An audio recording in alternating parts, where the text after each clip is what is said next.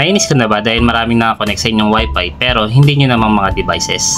Alam ko mga boss na marami sa inyo yung ganito yung problema. Yung maraming nakakonect sa inyong mga wifi pero hindi nyo naman devices na nagiging sanhi kung bakit mabagal yung internet speed ng inyong mga wifi. Ngayon, kung ganito rin po yung problema ninyo mga boss ay meron po ako sa inyo ituturo na paraan para kahit paano po ay masolusyonan yung ganitong problema. At kung gusto niyo na pong malaman kung paano yan, panoorin niyo po ito at sana po ay makatulong sa inyo. Ang kailangan nyo lang gawin mga boss ay pumunta lang sa admin page ng inyong mga wifi router. Ngayon kapag nailagin nyo na po yung admin page sa inyong mga cellphone ng inyong mga wifi router ay pumunta lang po kayo sa security.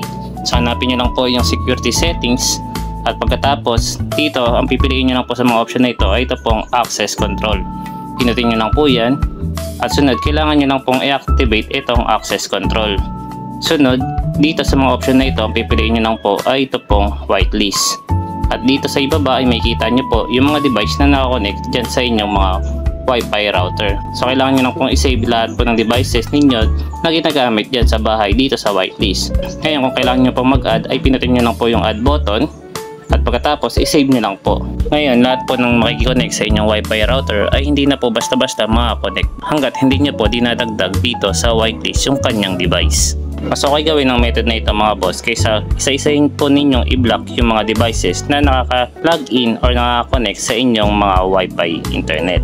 So sa itong paraan mga boss ay makakasiguro kayo na mga devices nyo lang yung makakagamit ng inyong mga wifi internet dyan sa inyong mga bahay. So yun ang mga boss, sana po ay nagkaroon kayo ng idea sa video na ginawa ko.